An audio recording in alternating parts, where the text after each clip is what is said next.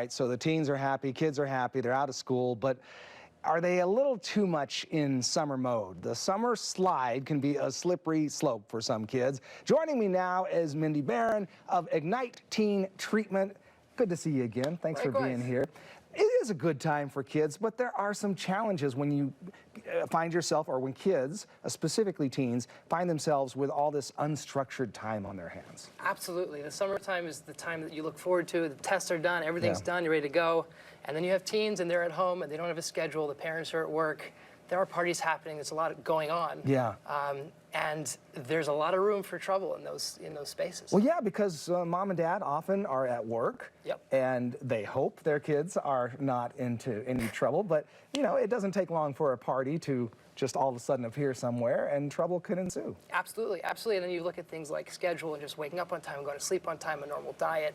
And we see just an increase in behavioral issues that take place during the summer. So what can you do then with your kid to keep him or her motivated when there is all this free time? So keeping your teen kind of safe and structured through the summer is broken down, in my opinion, into 3 parts. Number one, you have to do some research, right? You have to look into what do teens want to do, what are some fun events, structuring, is it hiking, is it sports, is it going places, is it a movie, and knowing what's out there so that they don't make choices on their own that may not be the ones you want. Right. The second thing is having a schedule. That doesn't mean you have to wake up at 6 a.m. and run a military schedule. It does mean have a normal bedtime, have a curfew. Yeah. If you're going to stay out later on certain days, make that not the norm and something that you work into the schedule. Have normal eating times, which without eating properly, especially during the summer, can throw off behaviors, can throw off hormones.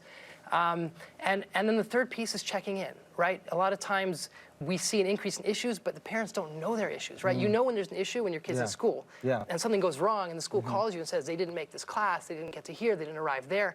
When there's no schedule and you're not tracking it and you're not checking in, you're not going to know. Right. And so parents are, I always encourage them, check in often, check in with their friends. Just how you doing, what's going on, what are you doing, what are your plans?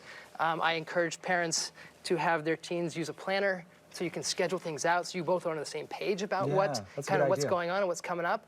And if you do it in that fashion, you're organized, then you can help really prevent a lot of issues. What would you think about this? And this is something I do with my kids. Because of technology now, if they want to have a phone, the rule is that they have to have it set so that their mom or myself can see their location at any given time. Yes, that is amazing, and I'll tell you why.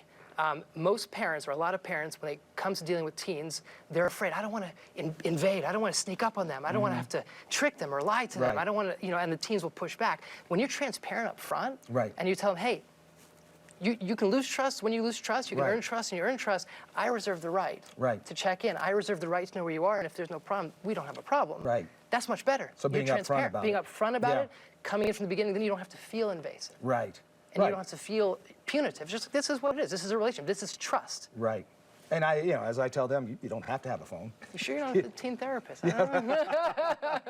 So what is the key then beyond that to getting kids now, they don't want to hear about this, but as you get closer to the school year, what sort of things do you start doing to get them back into a mode of more structure and learning? And yeah, absolutely, and it's a fair question, especially with the school year starting much earlier this year.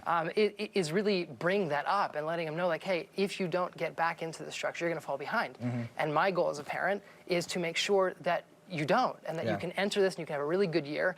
So you do start getting back to the school mode. You start, studying, reading some books, studying a little bit, taking some, mini exams, going online, just getting back into a schedule, getting back into a routine. And it's important to start that earlier. It's really paramount to get into a good year, especially again with the summer getting. It is. It's so much shorter, it seems. All right, Mendi, always good to have you with us. Appreciate your time. Thank you very, very much. Courtney. All right.